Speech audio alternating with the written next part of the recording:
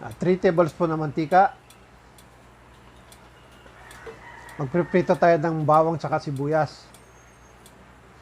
Magluluto tayo ng classic na paksiw na pata. Yes. Yung sibuyas natin, kinat ko lang ng by 8. Saka yung bawang, pinipit ko lang yan, saka ko binalatan. Pababanguhin lang natin ito, Mang Peps. Pag mabango na, pwede na nating ilagay yung ating pata. Yes. Ito yung paksiw na pata na walang toyo. Ano? Okay. Yung patang ginamit natin ay 1.2 kilograms. Pinachop-chop na natin to sa palengke. Yes. Yan. Magkano halo-halo lang natin para di manikit. Hanggang sa magbago ang kulay. Sangkot siya na natin. Yan. Kapag nagbago na yung kulay, Mang Peps, Lagyan natin ng tubig. sasabaw na tayo. Oo. Kaya 4 cups na tubig. Saka 1 teaspoon na pamintang buo. Saka nalagay din tayo ng laurel. 3 piraso lang.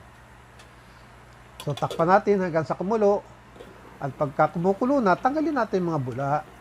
Ayan. Marumi kasi yan, Mang Peps eh. Ano? Yan yung dumi niya na iniluluwa nung ating sabaw. Kaya, importante pag nagluluto kayo at bumubulang ganyan, tanggalin nyo. Yan ay indication na marumi yun. Mga dugo-dugo na na inilulutang niya. Ano? 1 and 1 half tablespoon na patis. Lalagay din tayo ng brown sugar dito, 1/2 cup. Tapos, takpan natin ito at lutuin hanggang sa lumambot na yung karne natin. Ayan, malambot na yung karne, Mang Peps. Ilagay natin yung banana blossom na naibabad din sa tubig. Dried kasi yan nung binili natin.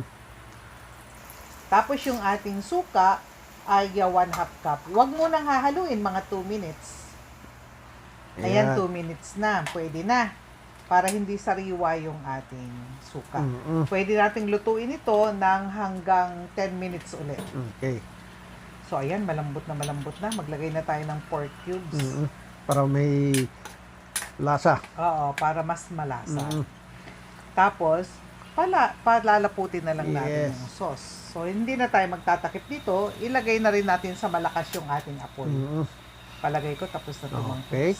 Kailangan may salsa-salsa rin tayo. Masarap ito, bahog-bahog sa kanin. So, ayan na. Malambot na pata. Classic na pata. Walang toyo. Pero napakasarap. Ganitong magpaksiw ang mga matatanda noong araw. Yes. Maraming salamat po. Sana nakatulong.